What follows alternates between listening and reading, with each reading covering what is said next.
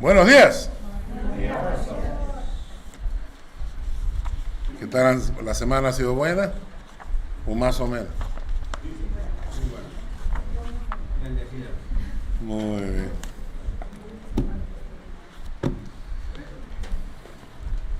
Abran su Biblia en el Salmo 103.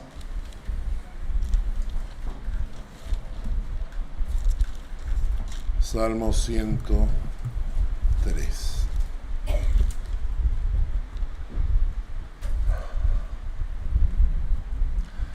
Tercera prédica del Salmo 103. Y con esto, nosotros acá en la iglesia no solo queremos predicarles la palabra, sino también enseñarles a estudiarla por sí solos. Cada prédica yo generalmente escribo entre 6, 7, 8 páginas.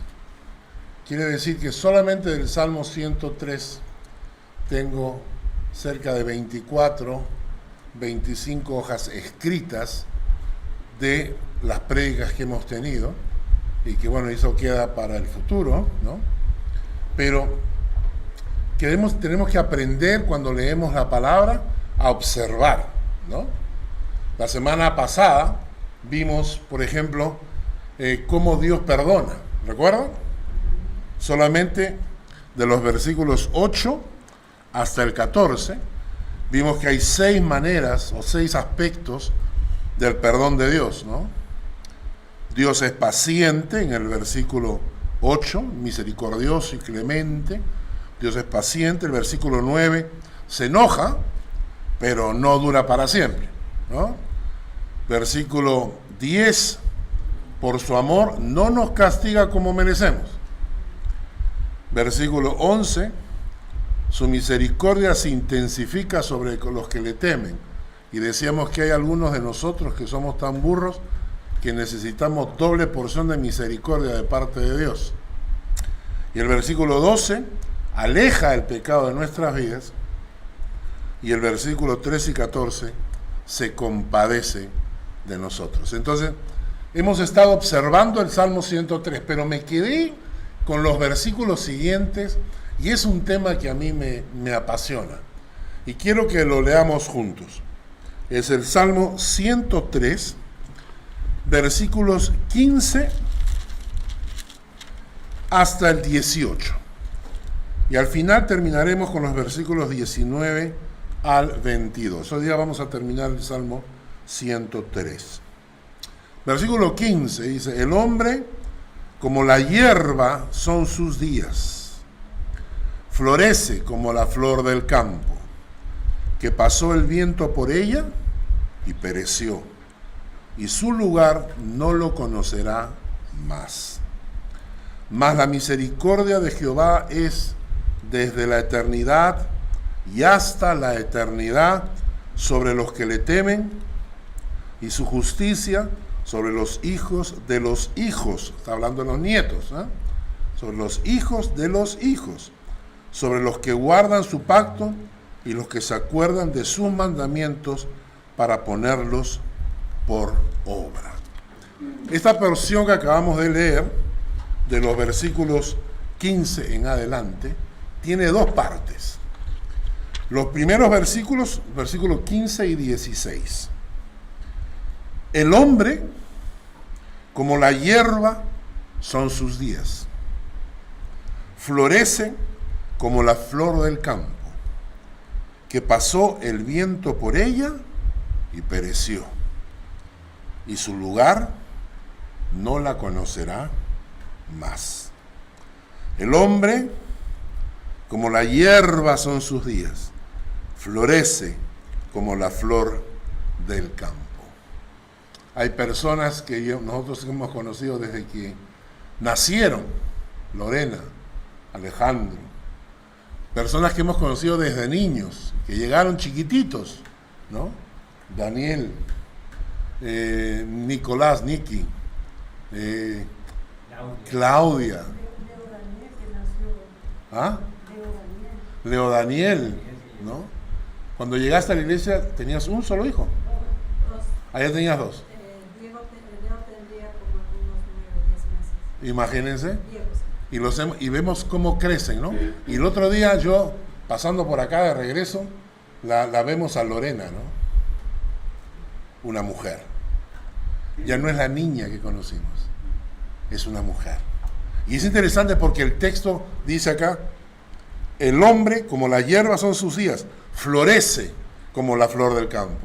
Y a veces entre broma y broma nosotros decimos, hace muchos años cuando éramos jóvenes y guapos, ¿no? Es que todos en algún momento en nuestras vidas florecimos, hemos sido guapos, hemos sido, ¿no es cierto? Yo tenía la musculatura en la parte de arriba, ¿no? Ahora ha descendido, ¿no? Pero, ¿me entienden? O sea, todos hemos florecido y es interesante en la juventud ver eso, ¿no? Ver cómo florecen los jóvenes, cómo están llenos de vida, ¿no? Y cómo nosotros íbamos a un campamento de 4 o 5 días. 2 días antes había que preparar todo. Nos íbamos a la playa. 5 días bajo el sol. Cuando regresábamos a la casa, mi mamá me hablaba como si fuera moreno. Me decía, ¿qué pasa, negro? Porque estaba tan negro del sol, ¿no? Cansadísimos. Y un amigo me decía, oye, ¿nos vamos al cine? Y yo le decía, vamos. Y nos íbamos al cine a dormir, porque empezaba la película y de lo cansado que estaba. La juventud es así, ¿no es cierto? Florece. Pero ¿saben qué pasa? El versículo 16 dice que pasó el viento por ella. Y esta expresión, pasó el viento por ella, es como que pasó el tiempo por ella. Y pasa el tiempo por la juventud. Y nos damos cuenta que aquella flor floreciente comienza a declinar. Y que ya no es lo mismo. Y que hay muchas cosas que comienzan a pasar en nuestros cuerpos que se van deteriorando. Y el término dice que pasó el viento por ella y pereció, y su lugar no la conocerá más. La vida es tan fugaz, que cuando nos percatamos de ello, hemos perdido los mejores años de la vida. Es decir, estamos viviendo de espaldas a la muerte, ¿no? Y entonces cuando nos damos cuenta que la vida es fugaz, generalmente ya se nos pasaron los mejores años de la vida. Y lo interesante es que cuando nuestro cerebro hace clic, cuando tu cerebro dice, ups, la vida es fugaz, generalmente ya estamos por encima de los 50 y tantos. Por encima de los 50 y tantos, ahí tu cerebro dice, ups, la vida es corta. Y cuando tu cerebro produce ese clic, comienzas a valorar la vida como deberíamos haberla valorado desde el principio. Y no cometer errores que hemos cometido en la juventud. Y no dejarnos llevar por los amigos, sino que habríamos hecho otras cosas. Y nosotros recordamos ahora, ¿no? Y cuando nos sentamos a pensar y decimos, si pudieses volver. Yo decía alguna vez que la vida debía ser así. Avanzar hasta los 40 y regresar a los 20. Y de ahí avanzar hasta los 60 y regresar a los 40. Y de ahí ya te mueres. Pero ¿cuántos errores nos evitaríamos? La vida es corta, es fugaz. Hay muchos versículos que comparan la vida de esta manera. Salmo 39, versículos 4 al 5. Salmo 39, versículos 4 al 5.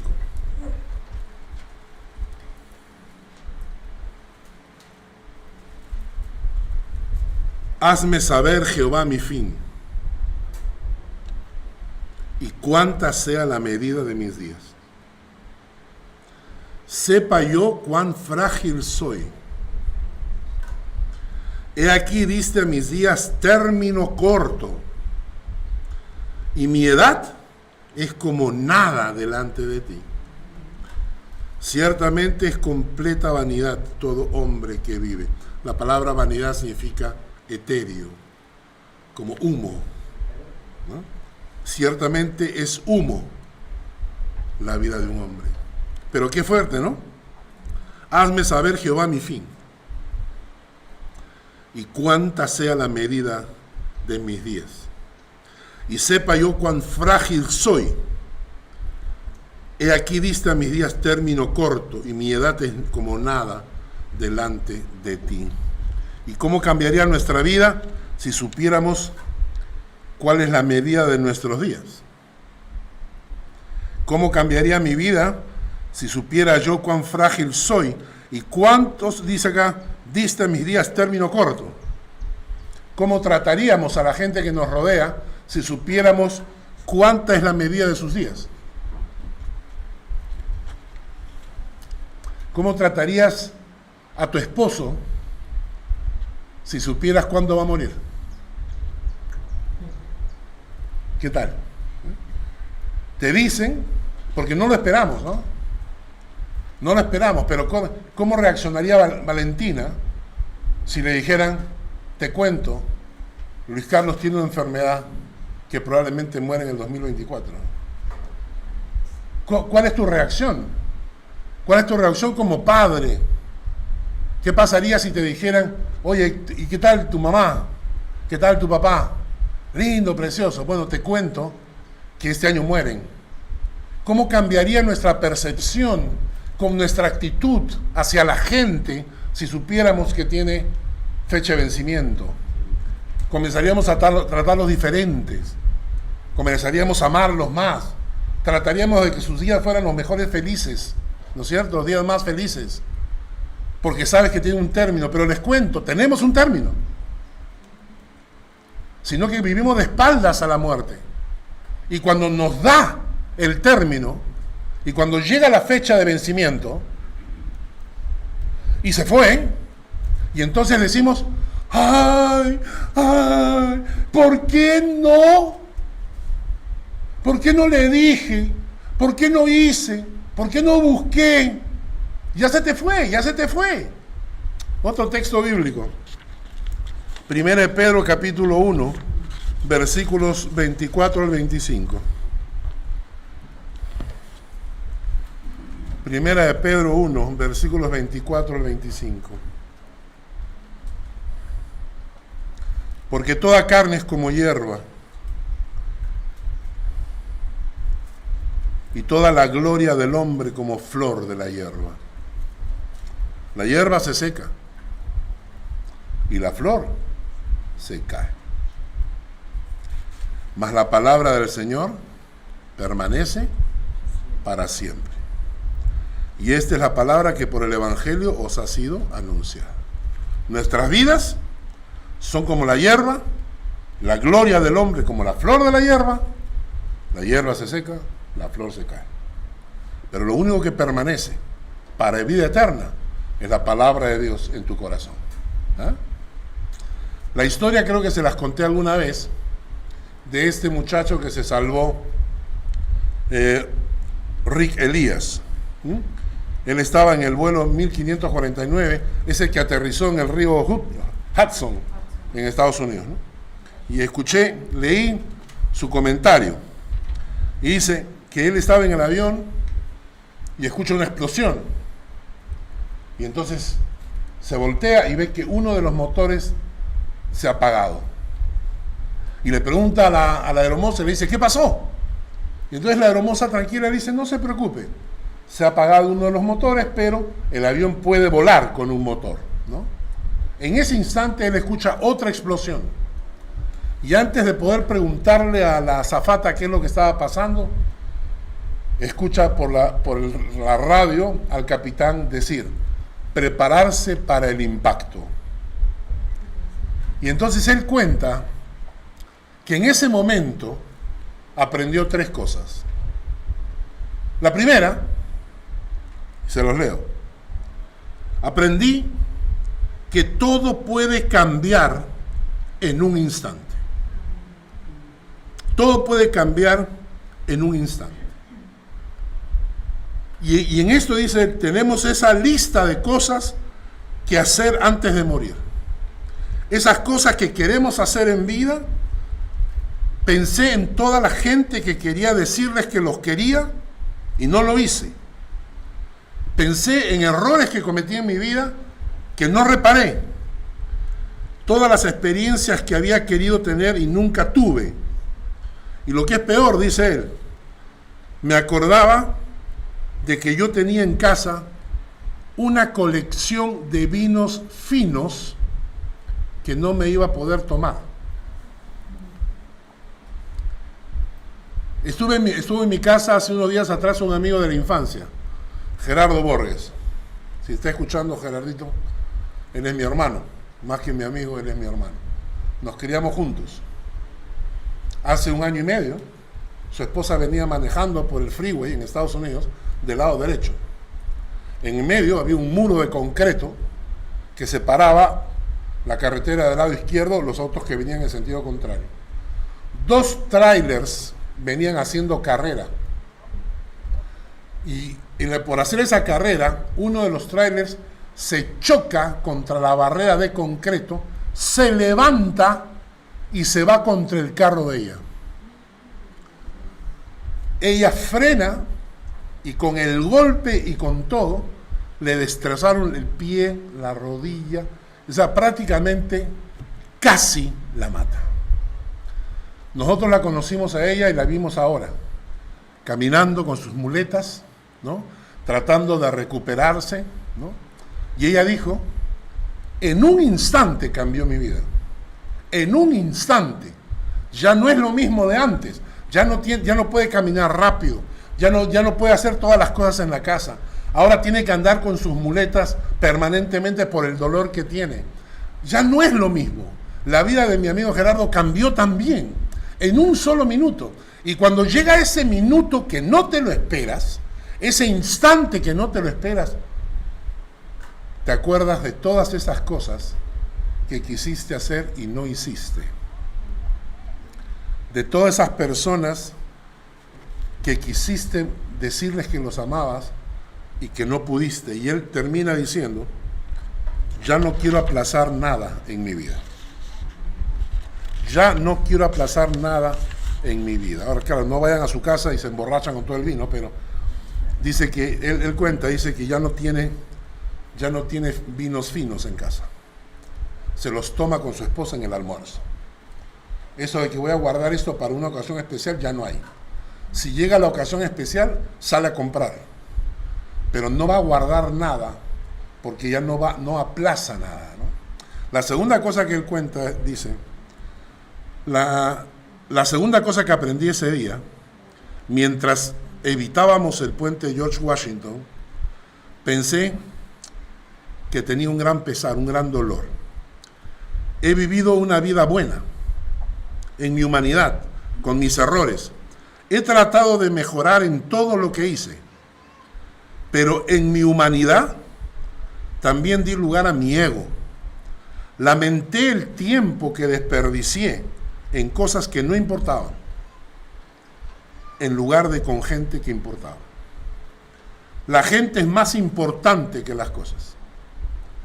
Y pensé en mi relación con mi esposa, con mis amigos, con la gente, y después medité, y en ese instante en el avión dijo, decidí eliminar toda energía negativa en mi vida. Él dice, mi vida no es perfecta, pero es mucho mejor. En estos 2 años no he tenido una sola pelea con mi esposa. Entre tener razón y ser feliz, escojo ser feliz. En lugar de discutir para demostrar quién tiene razón, entre tener razón y ser feliz, escojo ser feliz. Y trato de eliminar todo tipo de sentimiento negativo. ¿Para qué voy a estar malográndome el corazón, amargándome la vida, ¿no? Y la tercera cosa que dijo es esta. La tercera cosa que aprendí, y él decía, mientras tu reloj en el cerebro va contando 15, 14, 13 para el impacto, él dijo, no tengo miedo a morir. Sentí que el morir no da miedo, pero da pena. Da pena porque yo quería y amo la vida, y lo que era más importante, quería ver a mis hijos crecer. Dice, un mes después, porque sobrevivió, estaba viendo la actuación de su hija, de primer grado. Y gritó, y grité, y lloré como un niño. Para mí, descubrí entonces que la única razón en este mundo, para mí, es ser un gran padre. Y descubrí que lo que tienes que hacer en esta vida es ser la mejor versión de ti para todos los que te rodean. Ser la mejor versión tuya. Ser el mejor padre, ser el mejor esposo. Cuando yo terminé de escuchar a este hombre, me gustó mucho esos 3 principios que él menciona, ¿no? Es decir, no quiero aplazar nada en la vida. Entre tener razón y ser feliz, elijo ser feliz y ser tu mejor versión para todos los que te rodean. Yo me pregunté, ¿esto es algo nuevo que descubrió este muchacho? Claro que no. Porque cuando lo presenta la gente lo escuchaba y lo terminaron aplaudiendo, ¿no? ¡Wow! Y yo lo escuché y dije, ¡qué bonito! Pero ojalá hubiese leído la Biblia antes, porque está en la palabra de Dios. Y se los voy a demostrar. Vamos a unos textos bíblicos. El primer consejo, no aplaces nada, decía él. Eclesiastés capítulo 5, versículo 18 al 19. Eclesiastés capítulo 5, versículo 18 al 19. Eclesiastés capítulo 5, versículos 18 al 19. Eclesiastés está exactamente después de Cantar los Cantares, o Proverbios, perdón, después de Proverbios. ¿Ya? ¿Lo tiene? Eclesiastés, después de Proverbios. Dice, miren el principio. No aplaces nada, dice Enrique Elías. Y miren lo que dice la Biblia. He aquí pues el bien que yo he visto, que lo bueno es comer y beber y gozar uno del bien de todo su trabajo con que se fatiga debajo del sol. Todos los días de su vida que Dios le ha dado, porque esta es su parte. Asimismo, a todo hombre a quien Dios da riquezas y bienes, y le da también la facultad para que coma de ellas y tome su parte y goce de su trabajo, esto es un don de Dios. Más adelante, el mismo pasaje nos va a decir que es triste tener la posibilidad, o sea, tener las riquezas y los bienes, pero no tener la facultad de disfrutarlos. Ahí Eclesiastés dice, lo más triste es que tenga los bienes y las riquezas, pero no tenga la facultad de disfrutarlos. O estás en silla de ruedas, o estás paralítico, o tienes un cáncer que es incurable. Y entonces la Biblia te dice que es un don de Dios, es un regalo de Dios, el hecho que podamos disfrutar de las riquezas, de los bienes que Dios nos ha dado, y que tomes tu parte y goces de tu trabajo que el Señor te provee. Entonces, la Biblia no nos prohíbe. Nosotros venimos de un concepto, ascetas se llaman. Los ascetas eran una gente que después de Cristo pensaron que la forma de espiritualizar, de elevar el espíritu, era maltratar el cuerpo. Entonces ellos se iban a unas torres y vivían en la torre. Y vivían de lo que la gente les dejaba abajo en unas canastas. Entonces ellos subían esa canasta y eso era lo único que tenían para comer y beber. Y vivían completamente aislados del mundo porque no querían tener contacto con el mundo. Y este concepto asceta de maltratar el cuerpo para elevar el espíritu se metió en muchas religiones, ¿no? Tanto así que hay personas que agarran y hacen voto de castidad, voto de pobreza, voto de silencio, o sea, porque maltratar el cuerpo significa elevar el espíritu. Pero la Biblia dice que no. La Biblia dice que Dios te ha dado un trabajo, te ha dado riquezas para que disfrutes de lo que Dios te ha dado. ¿Ok? Pero luego dice en Job capítulo 7, versículos 6 a 8. Entonces la primera enseñanza de la Biblia es: disfruta de la vida en el poco tiempo que tenemos mientras vivimos, porque nunca sabes cuándo va a terminar. Disfruta, no aplaces nada.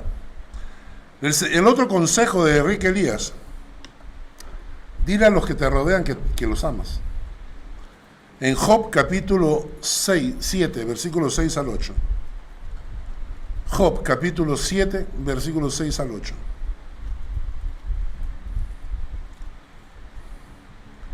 Mis días fueron más veloces que la lanzadera del tejedor. ¿Ustedes han visto esos tejedores que tienen unas mallas y que tienen unas lanzaderas que la pasan de lado? Un telar, que lo pasan de lado a lado y así van tejiendo. Eso está diciendo acá, ¿no? Dice: mis días fueron más veloces que la lanzadera del tejedor. Y fenecieron, ¿qué cosa? Mis días, sin esperanza. Acuérdate que mi vida es un soplo y que mis ojos no volverán a ver el bien. Escucha la última frase: los ojos de los que me ven no me verán más. Fijarás en mí tus ojos y dejaré de ser. Un día, vuestros ojos no me verán más. Un día me van a acompañar y me van a ver en el cajón. Todos los que me deben plata voy a pedir que carguen el cajón, por si acaso. Quiero que me carguen 1 kilómetro. Todos los que me deben plata y no me han pagado. Pero un día vuestros ojos no me verán más. Entonces, lo que decía Enrique Elías: no esperes a ese día. Dile a los que te rodean que los amas, porque un día no los verás más. Y cuando tú te acerques al cuerpo inerte, no te va a escuchar. Tú no te vas a acercar al cadáver y cuando le digas: ay mamá, ¿cuánto te querían? Tu mamá no se va a levantar y te decir: ay, recién me lo dices, ¿no? No, pues, porque ya está, ya murió. Ese día se fueron. Y entonces Enrique Elías decía: dile que los amas. Y la Biblia nos instruye, nos dice que un día no los vamos a ver. Entonces no esperes a ese tiempo. Y es interesante porque nosotros no le decimos a la gente que los amamos. Creo que porque es como una muestra de debilidad, o vergüenza. ¿Cómo le voy a decir a mi mamá que la amo? ¿Cómo? ¿Cómo le voy a decir a mi esposa que la amo? Ay, no seas ridículo, no seas cursi. Ella sabe que la amo. Ella sabe que la amo más que ella me ama a mí, porque estamos en claro. Pero, ¿cómo le voy a...? Y a mí me gustó mucho en un campamento de damas de la iglesia. No, eran damas creyentes, pero algunas de ellas tenían maridos que no eran creyentes. Entonces el pastor un día, el primer día del campamento, le dice: a ver, hermanas, ¿cuándo le dijeron a su marido que lo amaban? Lo amaban. Algunas dijeron: hoy día en la mañana, no. Cuando salí de la iglesia, salí de la casa para el campamento, le dije que lo... Otras: no, él ya sabe. Él ya sabe. Y otras: no, eso entre nosotros no funciona. Entonces el pastor les pidió que le manden por WhatsApp un mensaje diciéndole: mi amor, te quiero mucho, valoro todo lo que haces por mí y nuestra hermosa familia, y te amo. Entonces las mujeres: ay, pastor, ¿seguro? Háganlo ahora. Y todas las hermanas, mandaron el mensaje por WhatsApp, ¿no? Y después comenzó a sonar, pling, pling, pling, los teléfonos. Entonces el pastor dijo: ya, ahora, se va a parar cada una y va a leer la respuesta. Uno le contesta: ¿qué mosca te picó? ¿Estás bien? Otro le contesta: ay, vieja, no me digas que chocaste el auto. Otro contestó: no entiendo, ¿qué quieres decir con eso? La otra: ahora, ¿qué hiciste? Esta vez no te la perdono. Otro: ¿estás borracha o en el campamento de la iglesia? Otro: no molestes y dime cuánto necesitas y ya. Otro: ¿estoy soñando o le has mandado un mensaje al vecino y por equivocación me ha llegado a mí? Otro: si no me dices para quién es este mensaje, te bloqueo. Y la última fue la peor: ¿quién eres? Es que no tengo este número registrado, pero me gustaría conocerte, mándame una foto.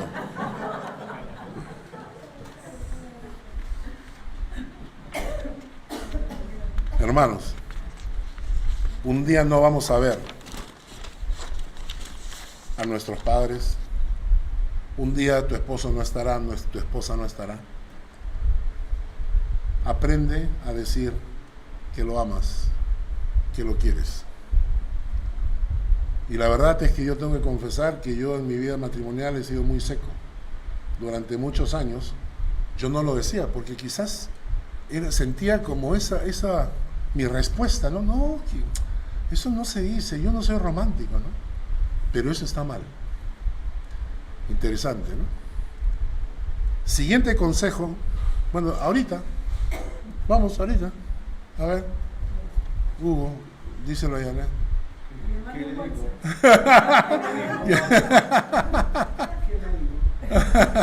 Dile que la ama. Interesante, ¿no? Porque no estamos acostumbrados a decirlo. No estamos acostumbrados a decirlo.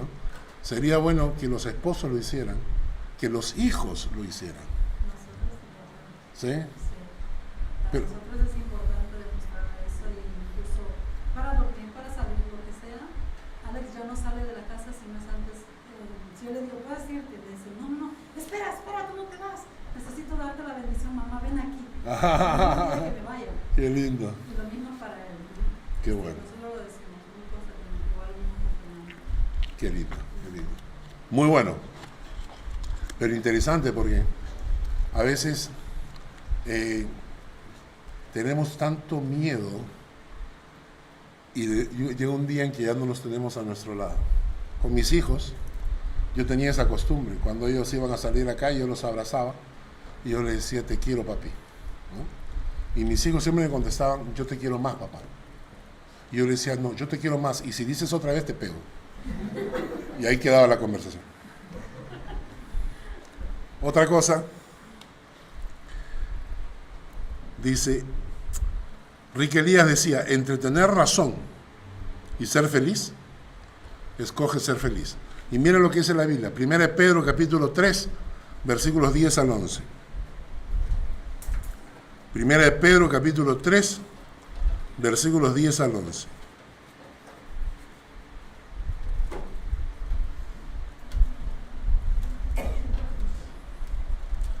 Versículos 10 al 11.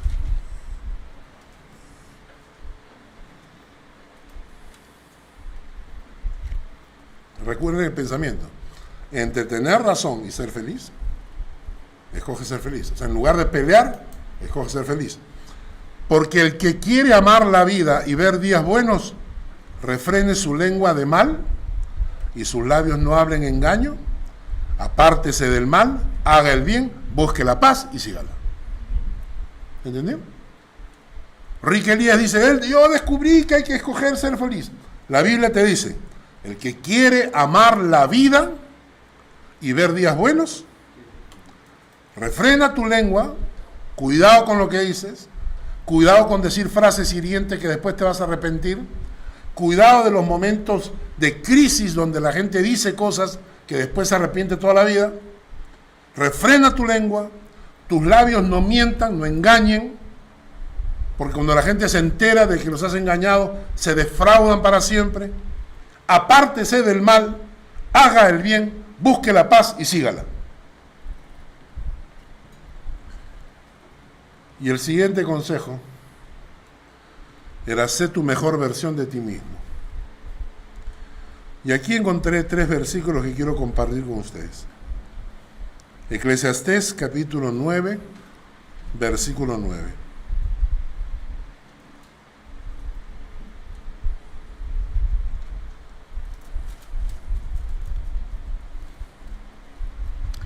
Y esto es un pensamiento muy, muy directo, especialmente para los casados. Goza de la vida con la mujer que amas. Todos los días de la vida de tu vanidad, o sea, de tu tiempo acá en esta tierra, que te son dados debajo del sol. Todos los días de tu vanidad, porque esta es tu parte en la vida y en tu trabajo con que te afanas debajo del sol. Qué interesante, ¿eh? Goza de la vida con la mujer que amas. Y un día le dije esto a un amigo. Le dije: mira lo que dice la Biblia. Goza de la vida con la mujer que amas, no con tus amigotes, no fuera de casa, no con la gente del trabajo. Goza de la vida con la mujer que amas. Y él, todo hipócrita, agarra y me dice: me parece muy bien, Carlos, pero ¿qué le digo a mi esposa? Pues no seas sapo. ¿Cómo que le digo a tu esposa? Se supone que tu esposa es la que debes amar, ¿no? Entonces es interesante porque, escuchen esto, ¿eh?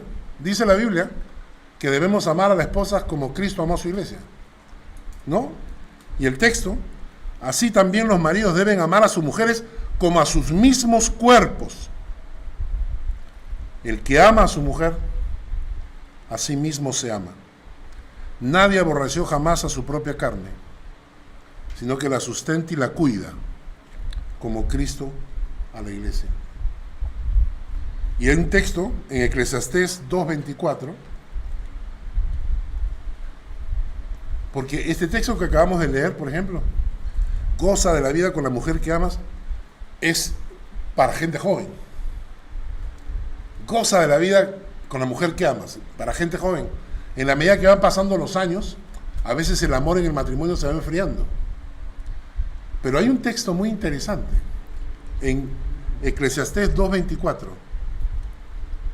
En Eclesiastés 2:24 dice: no hay cosa mejor para el hombre sino que coma y beba.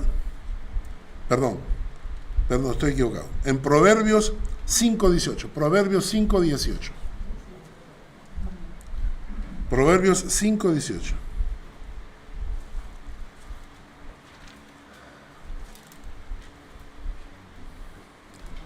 Proverbios 5:18 dice: sea bendito tu manantial y alégrate con la mujer de tu juventud. Y en el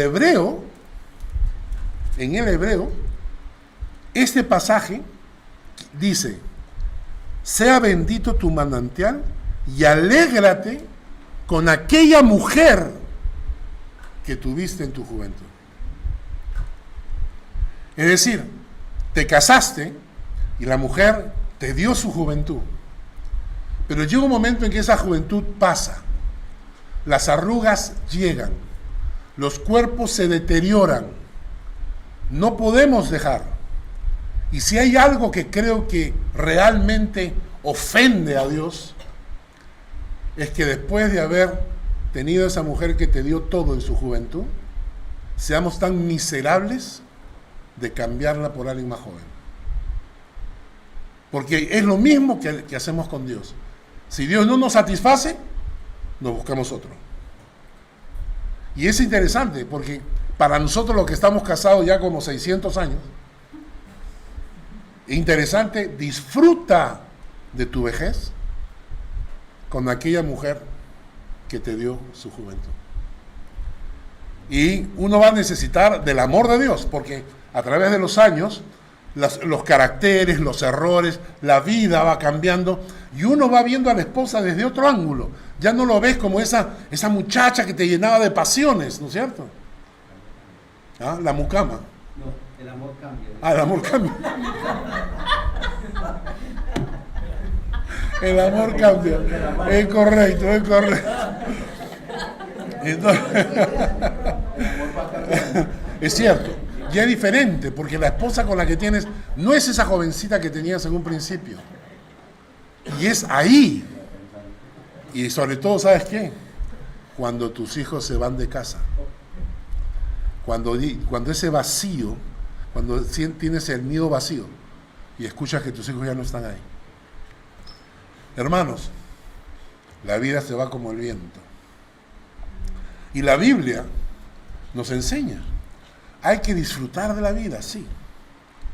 Hay que decirle a las personas que nos rodean que los amamos. Hay que disfrutar de la vida con la mujer de tu juventud y con la mujer que te dio su juventud. Hay textos que nos hablan de disfrutar de tu trabajo. Trabaja en lo que te gusta. La Biblia es clarísima. No desplaces, no dejes para más adelante. Disfruta. Come bien, come rico. No estemos simplemente flotando o existiendo, ¿no? Pero, y aquí viene la cosa interesante, el texto continúa. Dice, en Salmo 103, versículos 17 al 18.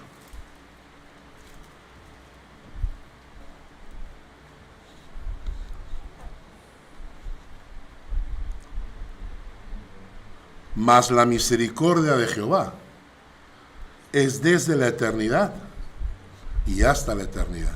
Noten ustedes el más. Más. Te está diciendo, la vida es fugaz. La vida se pasa demasiado rápido. Todos nos vamos a morir. Y cuando te das cuenta es demasiado tarde. O sea, toma nota de eso. Disfruta de la vida. Más. No te olvides que hay vida después de la muerte. Y que no podemos vivir solamente para estos 80 años. Más la misericordia de Dios no dura 80 años. La misericordia de Dios dura desde la eternidad hasta la eternidad. Y por lo tanto tenemos que ser suficientemente inteligentes para disfrutar de la vida que Dios nos ha dado, pero disfrutarla con perspectiva de eternidad. Es decir, disfrutas de la vida, pero no comprometas tu eternidad, no comprometas la misericordia de Dios. Porque si vivimos una vida de placeres fuera de la misericordia de Dios, caemos bajo el juicio de Dios. Entonces, vive bajo la misericordia de Dios significa vive una vida que agrada a Dios. Disfruta de la vida, sí, pero agrada a Dios con tu vida. Y entonces, cuando te aferres a la misericordia de Dios, cuando vivas bajo la misericordia de Dios, la misericordia de Dios te va a acompañar cuando llegue el punto en que saltes, que cruces el puente, en que salgas de este nivel de vida y entres al nuevo que nos espera. Y la palabra es clara. Miren lo que dice el texto. Mas la misericordia de Jehová es desde la eternidad y hasta la eternidad. ¿Sobre quiénes? ¿Sobre quiénes? Sobre los que le temen, y su justicia sobre los hijos de los hijos. ¿Ah? La justicia de Dios va a acompañar a tus nietos cuando tú vivas bajo la misericordia de Dios. Temor a Dios, respeto a Dios, respeto a un Dios santo. Cuando mis actos reflejan que yo tengo un Dios detrás al cual respeto y temo. No es un comportamiento a la loca. Dice entonces el texto, sobre los que le temen. Luego dice, sobre los que guardan su pacto. ¿Qué pacto? ¿Qué pacto? La Biblia dice que Jesús hizo con nosotros un pacto de sangre en la cruz. Las personas que se han acercado a Cristo han hecho un pacto con Cristo. Señor, yo te seguiré. Y Jesús dice, yo te perdonaré. Y uno le dice, Jesús, yo te honraré. Y Jesús dice, yo te salvaré. Y tú le dices, Señor, yo voy a seguir tus pasos. Y Dios agarra y te dice, y yo te llevaré a la eternidad. Ese es el pacto que hemos hecho con Dios en la cruz. Si no lo has hecho, hazlo. Porque lo único que nos va a dar salvación es eso. Y cuando tú tienes ese pacto con Dios, Señor, acá estoy, toma mi vida. Y Jesús dice, la tomo. Cuando tú le dices, Señor, te seguiré. Y Jesús te dice, perfecto, yo te salvo. Ese pacto que hiciste con Cristo en la cruz, guárdalo.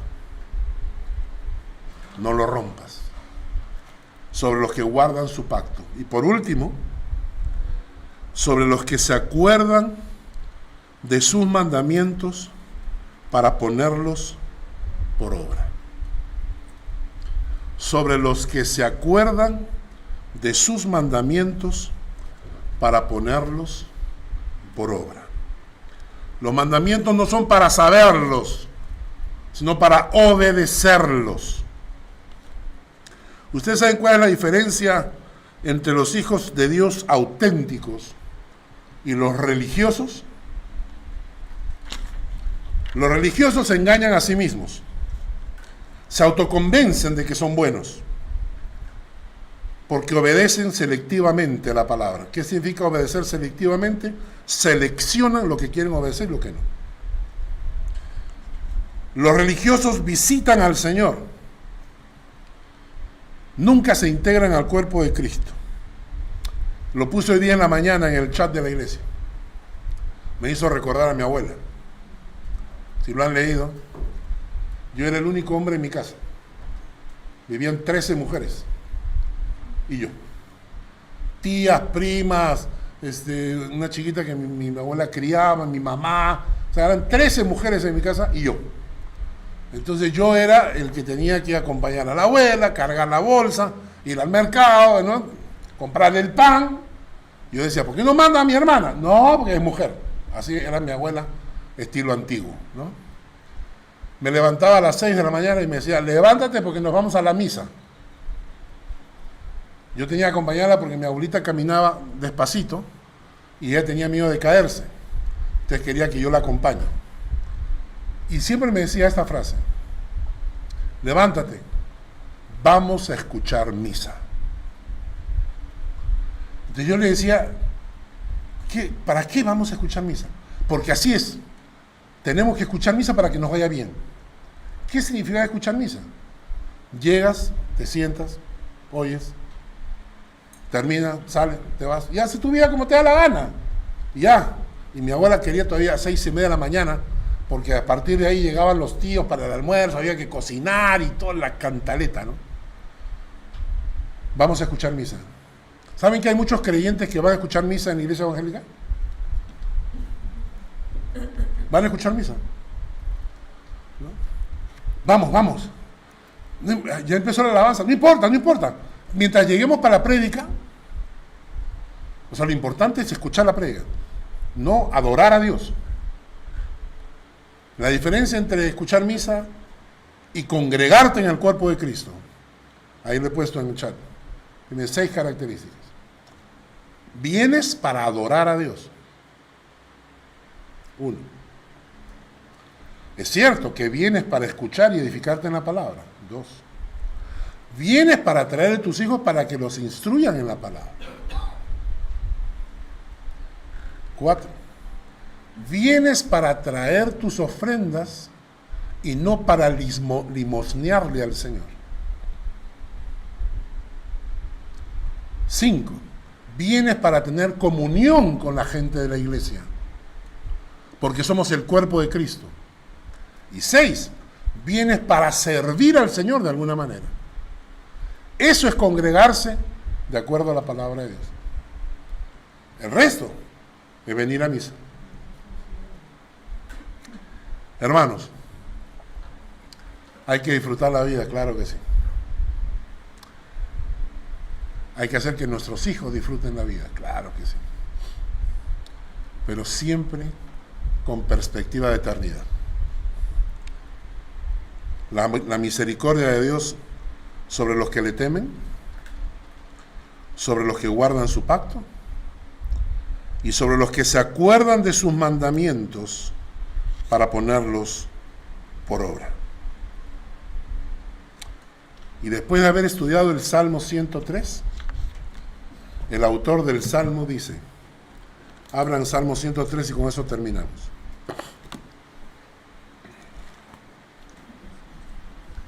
Quiero que vean la secuencia de pensamiento. Del versículo 1 al 7, el Dios que tenemos. El Dios que nos perdona, que nos sana, que rescata nuestras vidas del hoyo. El que nos corona de favores. El que sacia de bien tu boca. El que hace justicia. El que te guía en su camino como guió a Moisés. Ese es nuestro Dios. Luego, ¿cómo es ese Dios para perdonarnos? Es misericordioso, es clemente, no contenderá para siempre. O sea, se molesta, pero no dura siempre. No hace conforme a nuestras iniquidades. Engrandece su misericordia sobre nosotros. Aleja el pecado de nuestras vidas. Se compadece de nosotros. Y luego te dice, disfruta de la vida porque es fugaz. Ten en cuenta que la vida es fugaz. Disfruta de la vida porque es fugaz, pero disfruta de la vida con perspectiva de eternidad. Dile a la gente que los amas. Sé tu mejor versión de marido. Sé tu mejor versión de marido. Que cuando tu mujer esté en tu entierro, diga, si Dios me bendijo fue con este hombre. No hay otro que valore más que mi hombre, o viceversa, ¿no? ¿Bueno? Dile a la gente que los amas y tómate un buen vino a la hora del almuerzo y no lo guardes para después. Viaja, conoce, ¿no? Conoce, viaja, disfruta de la vida, pero siempre con perspectiva de eternidad. Y entonces el autor dice lo siguiente. Jehová estableció, versículo 19, Jehová estableció en los cielos su trono y su reino domina sobre todos. Bendecid a Jehová vosotros sus ángeles, poderosos en fortaleza, que ejecutáis su palabra obedeciendo a la voz de su precepto. Los ángeles tienen que bendecir al Señor. Bendecid a Jehová vosotros todos sus ejércitos, ministros suyos, que hacéis su voluntad. Sus ejércitos deben bendecir al Señor. Versículo 22. Bendecid a Jehová vosotras todas sus obras, en todos los lugares de su señorío. Bendice, oh alma mía, a Jehová. Bendiga, hermano, al Señor, por todo lo que Dios ha hecho por nosotros. Bendígalo.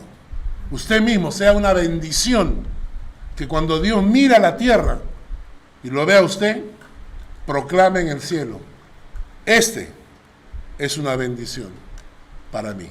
Esta es una bendición para mí. Señor, gracias por tu palabra y por lo que hemos aprendido. Gracias por el Salmo 103. Gracias por todo lo que nos has enseñado. En el nombre de Jesús. Amén.